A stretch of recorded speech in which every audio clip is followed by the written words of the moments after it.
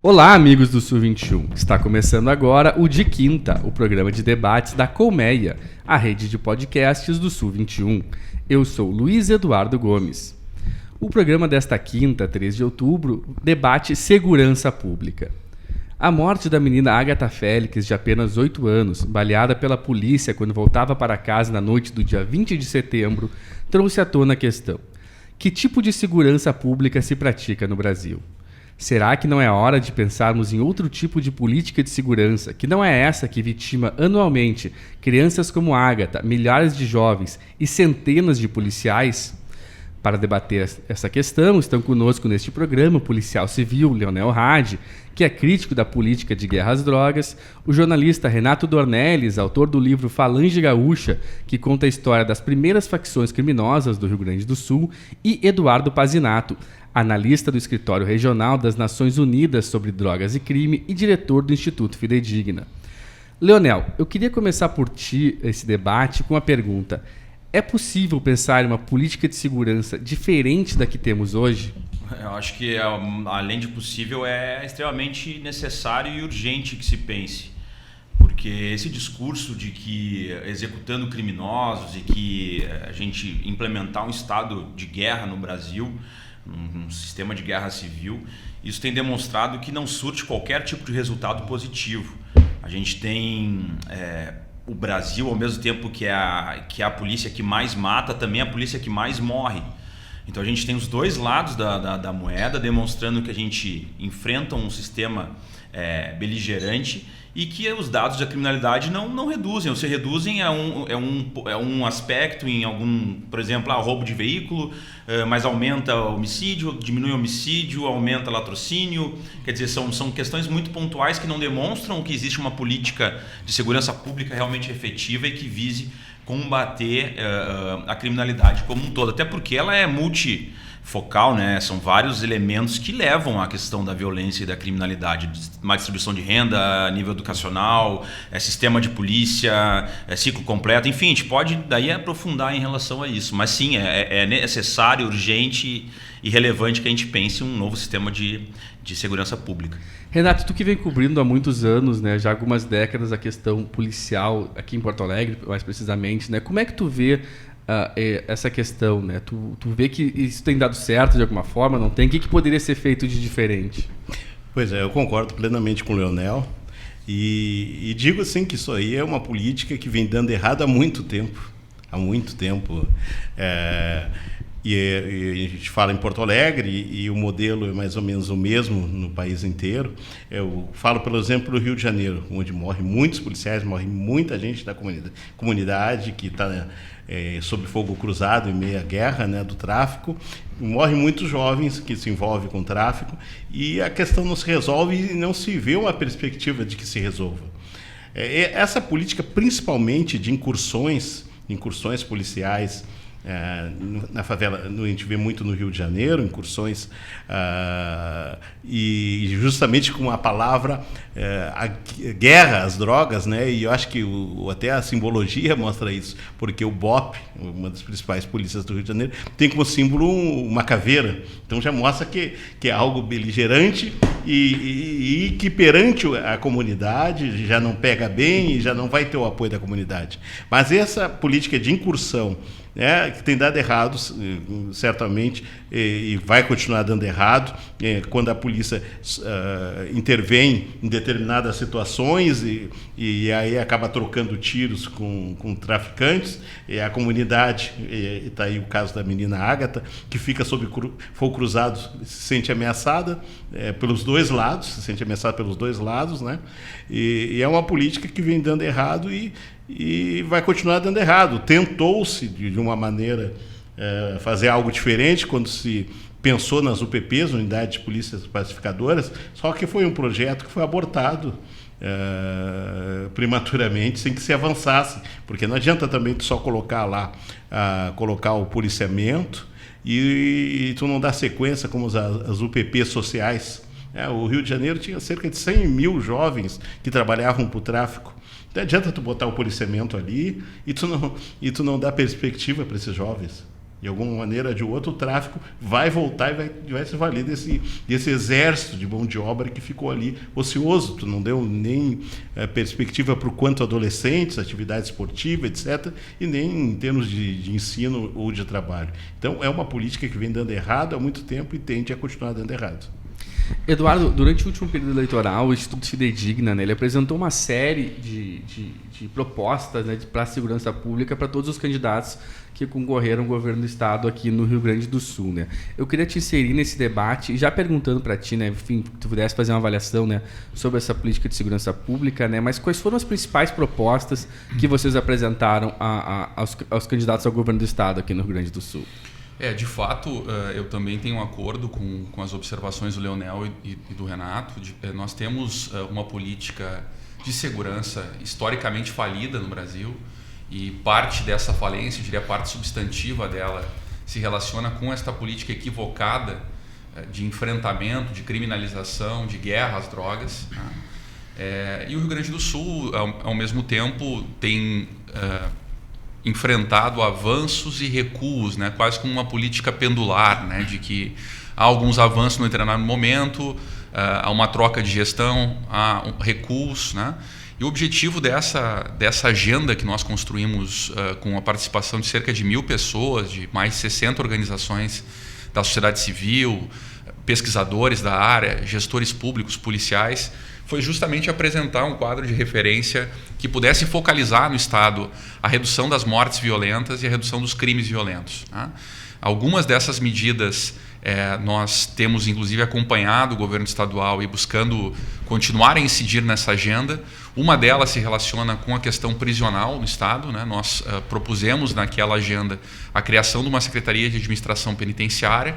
Essa secretaria foi criada, os resultados obviamente não são a curto prazo, a gente ainda não conseguiu identificar, né, uma retomada, né, do papel do Estado nesse segmento, mas me parece que o Rio Grande do Sul, nesse quesito, passa por um problema estrutural mais amplo, que é justamente esta crise fiscal e econômica, né?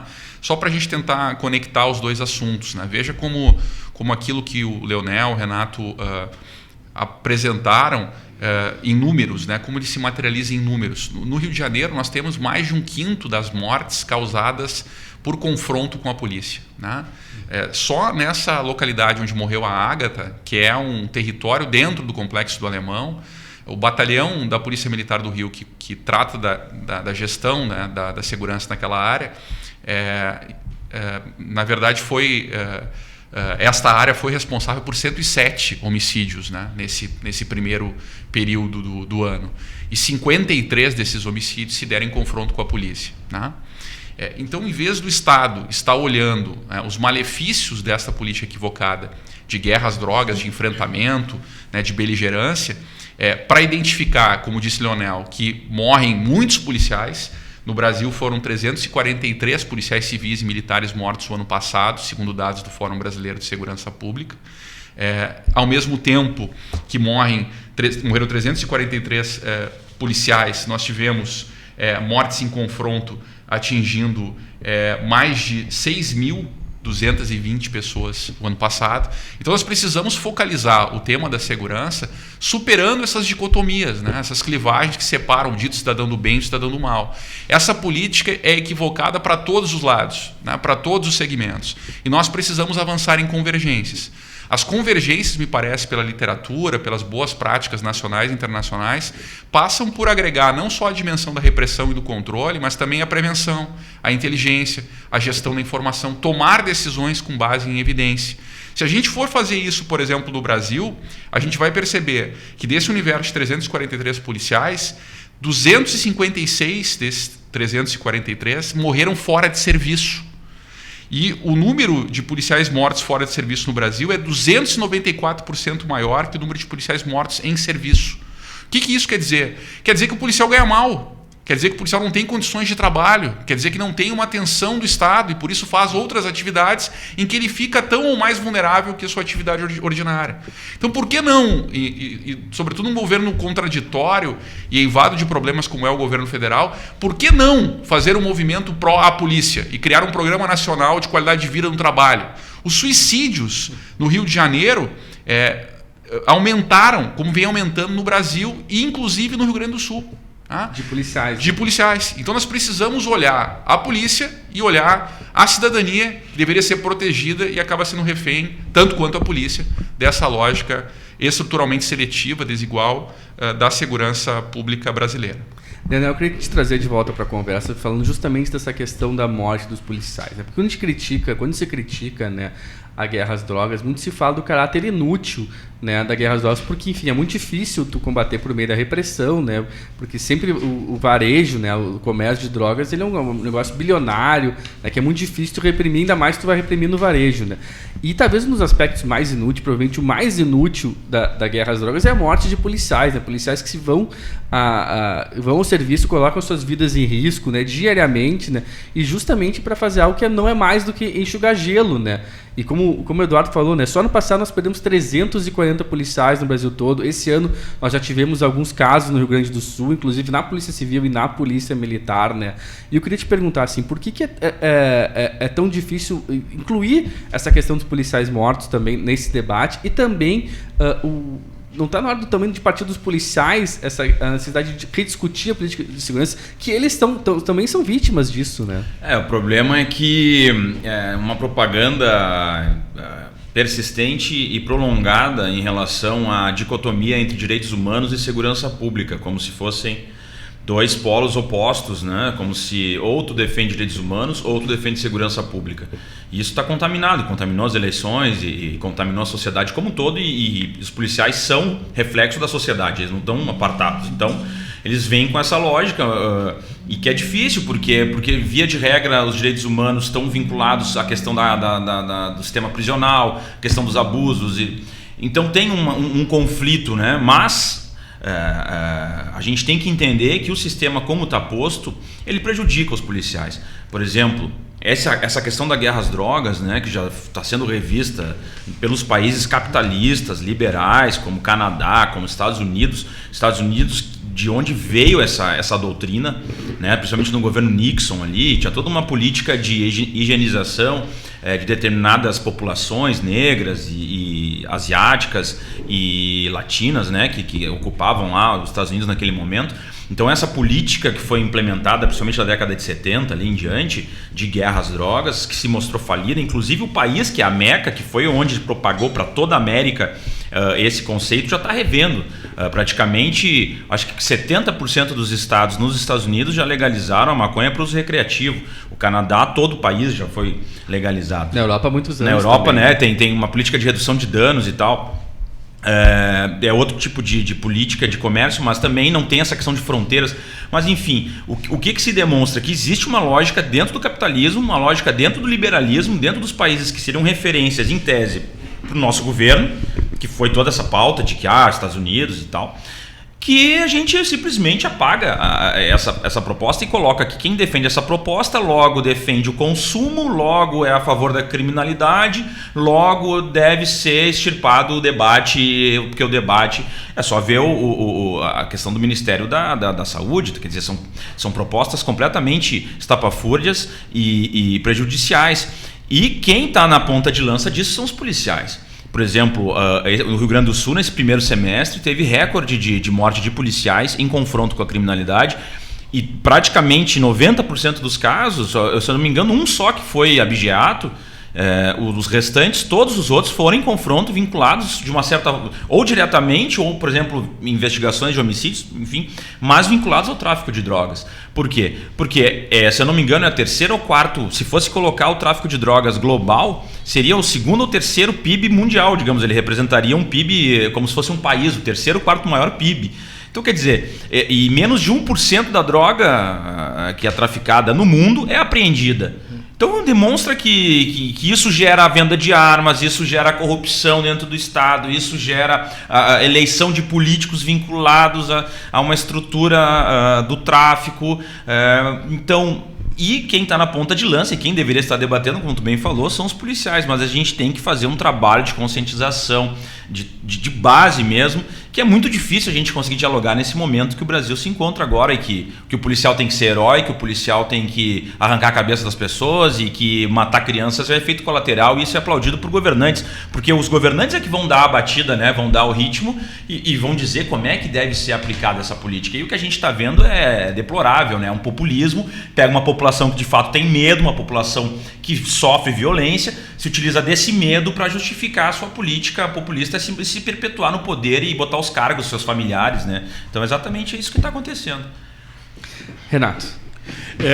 Pois até se olharmos o histórico da questão da guerra às drogas, aproveitando o gancho do Leonel, ele lembrou o presidente Nixon, no Brasil até o que se tem anterior, assim, a primeira experiência que se tem em termos assim de coibição ao uso de drogas, 1830 foi no Rio de Janeiro, a Câmara do Rio de Janeiro, a família real já tinha estado aqui, já havia, e que proibiu o uso da cannabis e com previsão de punição para o usuário, ver que a situação ali era contrária. O vendedor, quem vendesse, pagaria uma multa e o usuário seria preso.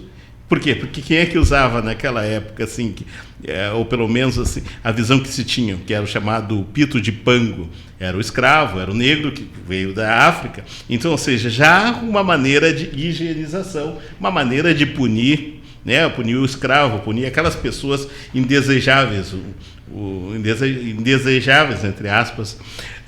Depois, o Brasil, no início do século passado, já indo atrás dos Estados Unidos, a reboque dos Estados Unidos, assinou um tratado com a proibição do ópio, mas aqui no Brasil não se tinha ópio. O ópio era um problema dos Estados Unidos, com China, com outros países. E depois, claro, veio a política, principalmente na década de 70, com Nixon, né, que intensificou essa questão da guerra às drogas. Eu até recomendo um documentário, a 13ª Emenda, se alguém ainda não assistiu, e ali explica bem assim, essa questão das drogas relacionada ao encarceramento nos Estados Unidos. Por que hoje nos Estados Unidos tem muito mais negros encarcerados do que se teve de escravos lá, né? Nesse sentido, Renato, aproveitando esse gancho, mas é na mesma linha, assim, né? Recentemente a gente entrevistou para o Sul 21 o ativista Raul Santiago, né, que ele é morador do Complexo do Alemão, e ele faz esse trabalho de denunciar justamente esses aspectos violentos, né, da guerra às drogas, essas ações policiais, né? Ele foi um dos primeiros a noticiar sobre o assassinato da menina Ágata, né? E ele faz uma avaliação de que não é possível a fazer qualquer análise sobre a política de segurança pública brasileira sem levar em conta o componente racial, né? Sim. Como é que tu vê essa questão? Bom, que a questão de segurança pública é a questão racial. Eu trabalhei e ainda continuo trabalhando em meios de fora independente, na mídia, durante mais de 3 décadas, né? O que eu vejo, assim, a própria mídia ajuda a criar um estereótipo. Qual é o estereótipo que as pessoas têm do traficante? Primeira coisa que a maior parte das pessoas te perguntar, um traficante, ou tu botar 2 jovens na frente, bota um jovem branco, vestido normalmente para um jovem de classe média, bota um jovem negro de bermuda, bonezinho, pobre, periferia. Não, óbvio que vão apontar o negro como, né, como o traficante. E aí a gente vê, acho que as polícias não são racistas, mas só que os policiais pertencem à sociedade. E se a sociedade tem um senso comum, os policiais também vão ter esse senso comum. Nessas filmagens, tanto do Central, como agora para a série Retratos Caros, tem vários casos, tudo bem, claro que todo preso vai dizer que é inocente, mas tem casos em que os jovens dizem, olha, eu estava junto, eu estava perto, eu estava, sabe, e a gente vê isso aí, a polícia vai lá e pega todo mundo que está ali na volta. Se tiver uma quantidade X de droga, E agora também foi feito um levantamento em São Paulo, a esse propósito, em que negros são presos com quantidades menores de droga do que brancos que não são presos, que são tratados como usuários. Então pode-se contestar, falar, mas tem essa questão racial nos Estados Unidos, voltando à 13ª emenda, e o próprio Bill Clinton, né, que é do Partido Democrata, e ele hoje, e no próprio documentário, ele admite que é um erro que ele cometeu, que foi endurecer as penas para quem vendesse crack em relação às outras drogas. A alegação de que o crack causava maiores danos. Mas, na verdade, isso aí era uma lei, porque nos Estados Unidos, quem é que vende mais crack? É o negro. As outras drogas são vendidas também por brancos, etc. O crack circula mais entre os negros, que é a camada mais pobre. Então, uma droga mais barata, né? É uma droga mais barata. E, claro, isso aí também contribuiu para o aumento da massa carcerária negra. Então, nos Estados Unidos, no Brasil, em qualquer lugar, o elemento racial ele tem uma importância grande dentro dessa questão da guerra às drogas e do hiperencarceramento.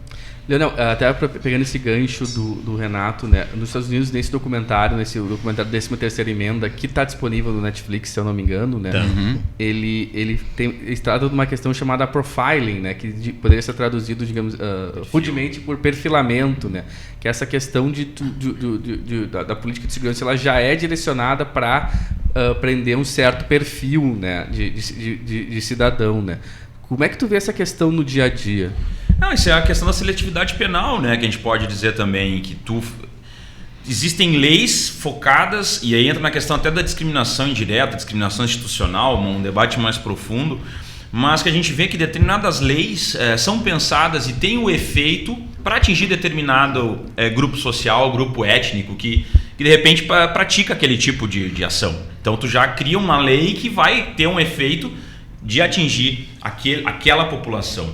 A gente também não pode esquecer que toda a questão da escravidão que a gente passou pelo Brasil, toda essa questão do racismo estrutural que a gente vê nas instituições, isso fez com que os negros de fato ficassem em posição periférica e uma maior vulnerabilidade do que os brancos. Isso aí é indiscutível. Por isso que é um absurdo tu discutir, por exemplo, que o sistema de cotas é racismo inverso, sabe? Quando começa esse tipo de debate, porque é só tu observar. Se tu for na periferia, tu vai olhar a verdade, entende? Não, né? E aí, claro, os negros daí tu coloca dentro do IBGE ali, pardos e pretos, as definições aquelas, mas tu vai localizar, inclusive no Rio Grande do Sul, que é uma população menor, né? Que a população branca é um pouco superior à média do Brasil, mas, por exemplo, se a gente pensar que no Brasil são 50% de população negra, até um pouco mais, acho que 52% são negros, e o restante são brancos e indígenas e tal, e tu observar nas posições de comando, nas posições não sei o que, no nível universitário, e tu não vê essas pessoas, e tu vai ver onde? No encarceramento, tu vai ver no sistema prisional, isso fica muito claro. E a guerra às drogas, essa questão das drogas fica muito patente, isso fica muito saliente. Por quê? Porque hoje o tráfico de drogas, via de regra, é combatido, como tu bem falou, no varejo. Ou seja, no pequeno traficante, na pequena traficância, na biqueira. E isso faz com que essas prisões que acontecem, devem estar acontecendo agora 20, 30 nesse momento que a gente está aqui no estado, isso faz com que o sistema prisional ele fique estufado, ele fique super populoso ali. Por quê? Porque são flagrantes, esse cara com pequena quantidade de drogas é levado no sistema prisional, muitas vezes ele não tinha uma facção definida ou era uma ponta pequena nessa facção, ele entra no sistema prisional falido em que ele não tem acesso à educação, não tem acesso à alimentação, não tem acesso à vestimenta. Lá ele vai ter que fazer os acordos dentro das facções para se proteger e não ser morto pela outra facção. Através disso ele começa a ficar devendo para essa facção, vai sair para a rua ou cometer homicídios, ou roubar veículos, ou roubar banco, entende? A gente vai, através do tráfico de drogas, profissionalizando essa criminalidade que vai se tornando cada vez mais violenta e se volta inclusive contra a própria sociedade. Eduardo, eu queria te colocar de volta no debate, e voltando a uma questão que tu falou, que é a questão da ligação da crise financeira, né, que o Estado e todos os estados hoje do país, nenhum deles está em situação confortável, né, mas talvez os exemplos mais notórios de colapso financeiro são justamente o Rio Grande do Sul, e o Rio de Janeiro, né? Quando a gente fala em repressão, né? Por exemplo, tudo bem, não vamos, se decidíssemos como sociedade a manutenção dessa política das drogas, né? Mas isso exigiria, né, um investimento muito maior, né, para conseguir fazer esse enfrentamento de repressão qualificada, né? Eu queria voltar a debater contigo essa questão, né, de que o Estado não tem nem condições financeiras hoje de manter essa política de acompanhar financeiramente, fazer investimentos, porque tem os efetivos números muito inferior a décadas atrás, né? Eu tenho um acordo, até por conta de uma contribuição aí das criminologias críticas, né, de que o sistema social, político, econômico mundial, ele é produtor de desigualdade. As desigualdades sociais e econômicas são a matriz, né, das outras desigualdades que nós vamos verificar como a atuação do sistema penal, que é seletiva, que é assimétrica e que, portanto, reproduz, né, no nível desse sistema, do sistema penal, das organizações de justiça criminal e segurança pública, essa lógica estruturalmente seletiva, desigual. Mas eu acho que a gente precisa avançar em relação a esses problemas estruturais, inclusive a solução estrutural de um outro modelo de regulação da política de drogas que não o atual. Porque enquanto nós convivemos com essa legislação, né, e esses equívocos, nós podemos eventualmente tensionar o próprio funcionamento das organizações de força para a construção de um outro paradigma, de um outro modelo. Eu concordo com o Leonel que a ambiência atualmente é bastante desfavorável para esse tipo de reflexão, até porque a gente está vivendo numa lógica de absurdos, né, cotidianos, de modo que a gente não tem conseguido estabelecer um mínimo diálogo possível entre posições divergentes, né?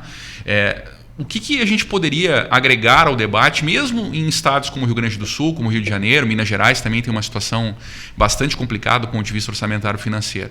É importante um reposicionamento da política estadual de segurança, né? Aquela proposição que nós fizemos com 92 propostas para os candidatos à eleição a governo do Estado, ela trabalhava justamente nessa lógica, né?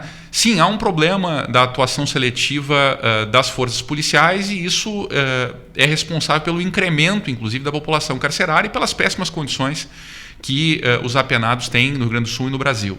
Bem, mas nós precisamos melhor gerenciar esse processo. Aí a proposição, nível organizacional, de ter uma secretaria que estruturasse, né, uma gestão mais qualificada nesse processo. Nós precisamos trabalhar com gestão da informação, né?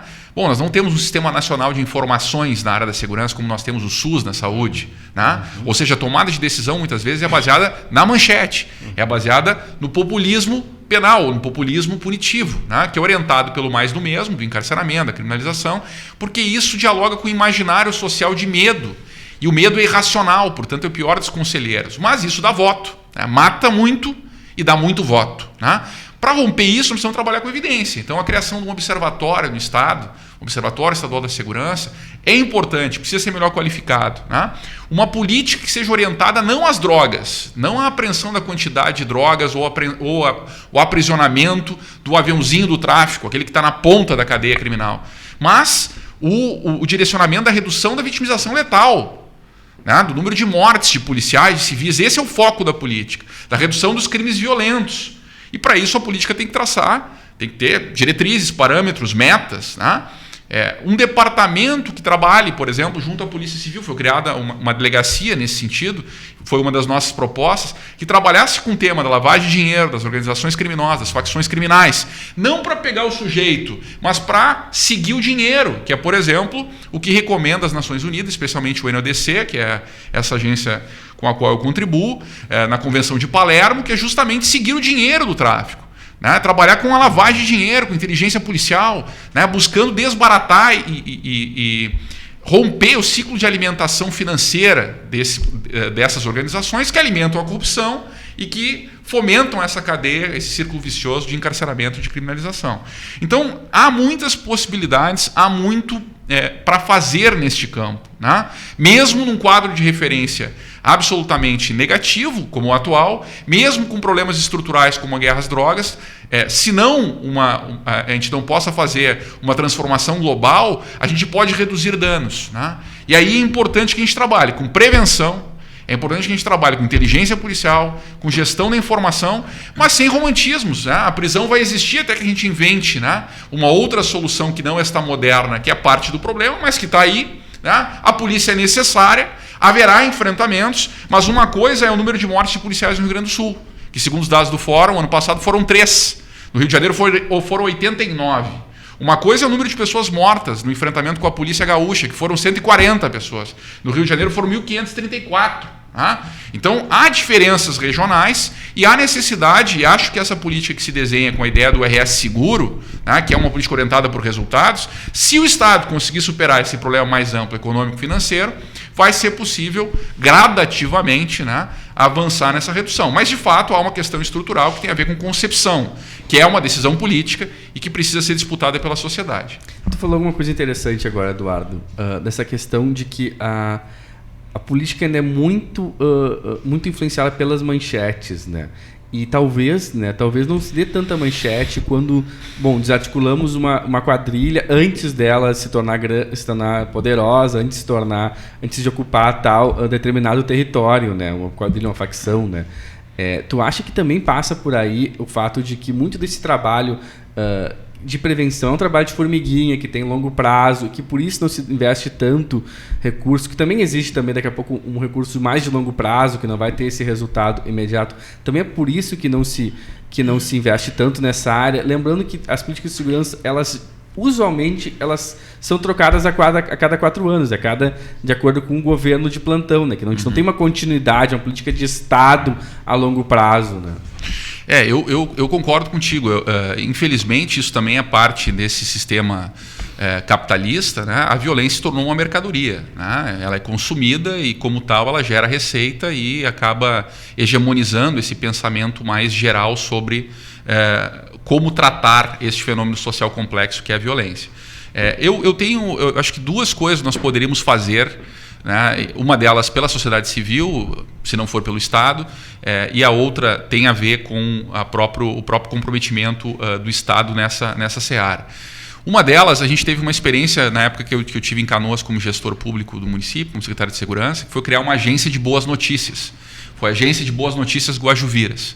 Até hoje no YouTube se encontram os vídeos produzidos por jovens daquela comunidade que tinham uma oportunidade de se capacitarem, né, para o uso de uma câmera, para serem jornalistas cidadãos, né, e trabalharem a produção de boas notícias que acontecem naquele território que historicamente é estigmatizado, em que há ausência de Estado, mas que acontecem em muitas iniciativas positivas, né? Então, eu acho que esse é um processo importante que a gente precisa disputar, né? E a sociedade civil tem um papel estratégico nisso. O Sul 21 vem fazendo, em alguma medida, esse tipo de intercâmbio, de interação com as juventudes, com a sociedade, com a periferia. Isso é muito importante.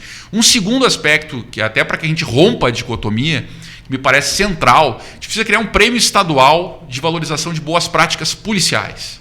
Nós precisamos valorizar o bom policial, porque hoje a métrica de valorização do policial é aquela métrica do ethos guerreiro do policial. É o policial que mata, é o policial que vai para o enfrentamento, que esculacha, né, que é truculento.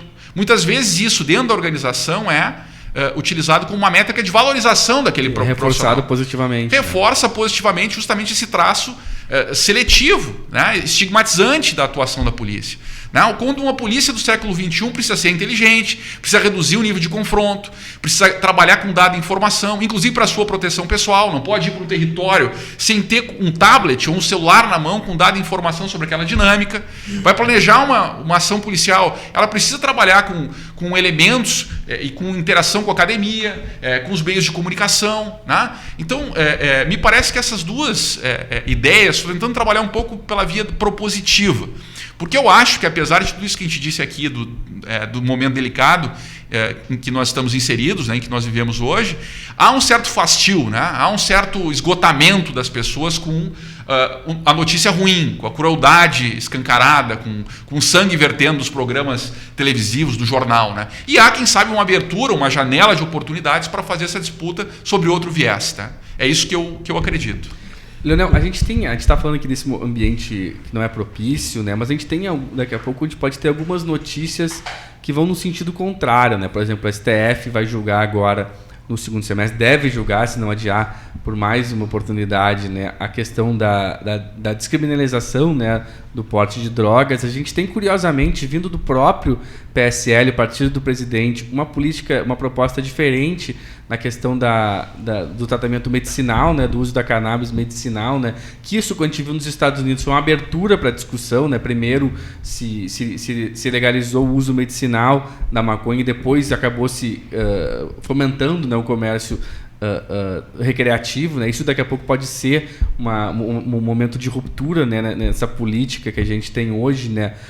Como é que tu vê esse ambiente? Tu acha que existem algumas sementes que podem levar a uma mudança na política?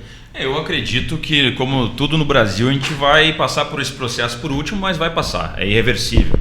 A legalização da maconha, para mim, é um processo irreversível.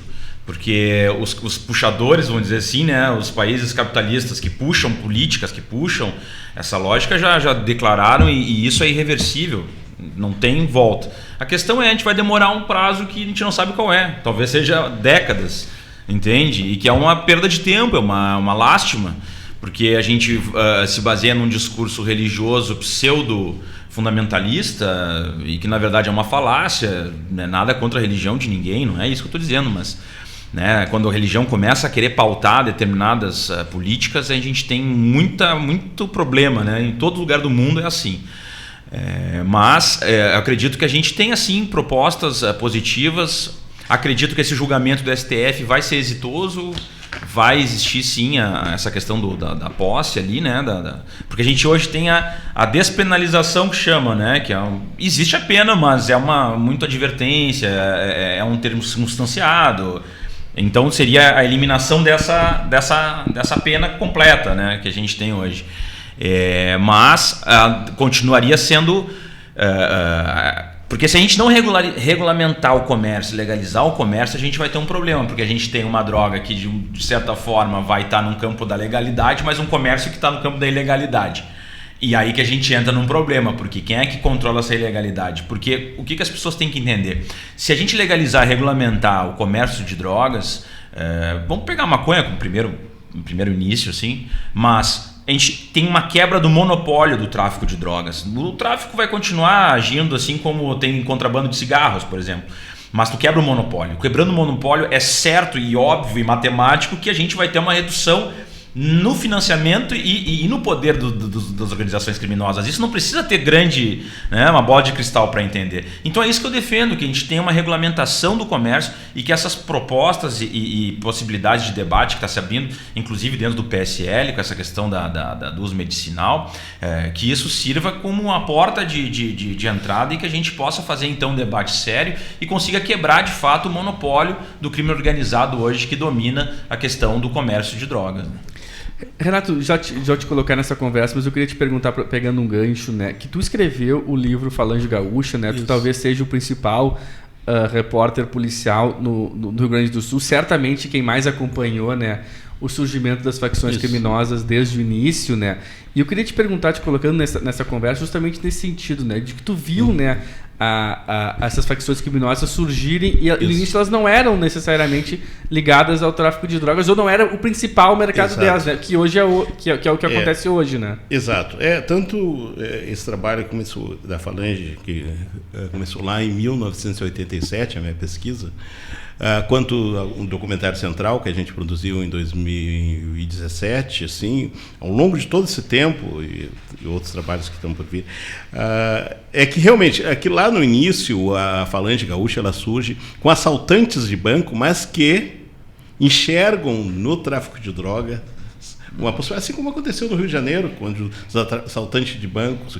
que haviam estado presos pela Lei de Segurança Nacional, né, aprenderam dentro da prisão a se organizar e quando saíram viram, até porque naquela época a Colômbia havia entrado na produção, né, de cocaína e viram ali a possibilidade de ganhos muito maiores do que os assaltos a banco. E os assaltos a banco passaram a ser uma atividade complementar, né, até para financiar a compra de drogas. E aqui foi a mesma coisa, tanto que o que me chamou a atenção foi num motim que ocorreu em 1987, é que os principais assaltantes de banco estavam organizados e eles puxaram junto o carioca que era o líder do tráfico no Morro da Cruz, um dos poucos pontos de venda de droga assim, mais organizado, ou maiores, aqui em Porto Alegre naquela época, puxaram junto o Carioca. Então, como eu já havia lido sobre a Falange Vermelha, eu ali comecei a pesquisar e achar que realmente se confirmou, né, que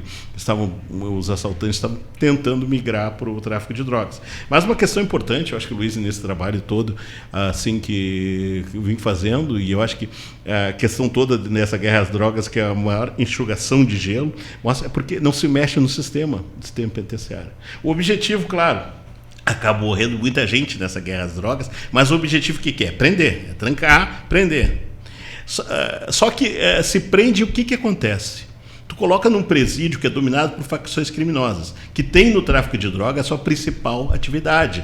E então, quem vai preso não vai chegar lá e vai se regenerar, não vou mais vender droga. Ele vai cair na mão da facção que domina o presídio e que vai fazer com que ele venda muito mais e até entre em crimes similares, como assassinatos, roubo de carro, etc. e tal. E eu sempre coloco assim, quando falo em palestras, assim, as pessoas pensarem uma coisa. Tu pensa assim, num jovem de 18 anos que viveu em situação de vulnerabilidade praticamente toda a sua vida, é preso vendendo no varejo ali. E aí o policial militar vai chegar para ele: estou te prendendo, porque não pode vender, tu está vendendo droga aqui. Ele leva para o delegado, que vai autuar em flagrante, e vai dizer: estou te autuando em flagrante porque tu está vendendo droga e não pode vender droga. O juiz que vai homologar o flagrante, se falar com ele, né, se tiver uma audiência com custódia, não, tu está preso porque foi preso em flagrante vendendo droga. Aí colocam ele no presídio, onde a droga é comercializada com a maior liberdade. Então, como é a cabeça desse jovem? Espera um pouquinho. Eu sou preso porque estou vendendo droga, mas aqui onde eles me colocaram, se vende droga sem a mínima repressão. Acha que ele vai entender que não pode vender droga? Não, vai achar só o seguinte: vou continuar vendendo droga, claro, tem o risco de ser preso, de ser morto, mas é o que eu vou continuar fazendo, até porque não tenho estudo, não tenho chance de conseguir um emprego. Então tem que se pensar muita coisa aí, se fala nisso tudo que acontece, tem que se pensar muita coisa, tem que se discutir muita coisa, principalmente o sistema, né, que é o primo pobre. A última coisa que se discute é o sistema penitenciário, que é, para mim, o grande gerador, o principal gerador da violência urbana. Eu acrescentaria, Renato, dentro dessa tua leitura, que é absolutamente fundamental, é de que as políticas públicas que vão ser desenvolvidas justamente para atuar nesse nível precisam considerar uma disputa que é material, como disse o Leonel, sim, porque tu tem ali um camarada como avião do tráfico em algumas comunidades ganhando R$400, R$500 por semana, né? Então ele ganha muito mais, né, do que o trabalho ordinário, mas também simbólica, né? Porque ele porta uma arma que é quase um símbolo fálico na comunidade. Com este recurso ele pode usar, né, e usufruir de bens materiais, bens de consumo que ele não teria condições não fosse o tráfico. Então o Estado também tem que mudar a forma de se relacionar com essa problemática. E é nesse sentido que é necessário uma política que supere, né, não que elimine necessariamente o controle, mas que supere uma via de que só a repressão, só o enfrentamento vai dar conta do problema. Enquanto a gente disputa, né, a necessidade de um novo modelo de regulação, e a questão, me parece, é colocar o tema em debate, né? Porque hoje há, na verdade, uma interdição dessa possibilidade de reflexão sobre isso por fatores metafísicos, como disse o Leonel, é a religião, né? É o preconceito, um preconceito originário, sabe-se lá de onde surgiu, né? Mas enquanto a gente faz essa disputa estrutural, né, das guerras às drogas, a gente precisa incidir no Estado, ao nível da gestão dessas políticas públicas, para que haja um redesenho da governança, que haja um redesenho dos elementos técnicos, científicos que orientam a tomada de decisão e que a gente possa qualificar, né, inclusive com a participação da sociedade civil e da iniciativa privada, por que não, né, disputas materiais e simbólicas para tirar esse jovem, né, do comércio ilegal de drogas, e não só drogas, de armas, de veículos, né, de todas as mercadorias ilegais desse processo. Né. Muito obrigado, Eduardo. Muito obrigado, Leonel. Muito obrigado, Renato. O papo está muito bom, mas infelizmente estamos concluindo o nosso tempo aqui. Né? O podcast de quinta, né, da Rede Colmeia do Sul 21 vai ficando por aqui. Você pode ouvir o podcast no Spotify, no Castbox ou na página da própria Rede Colmeia. Né? É só acessar colmeia.sul21.com.br, onde você pode também acompanhar outros podcasts da rede. Né? E um abraço a todos e até a próxima semana.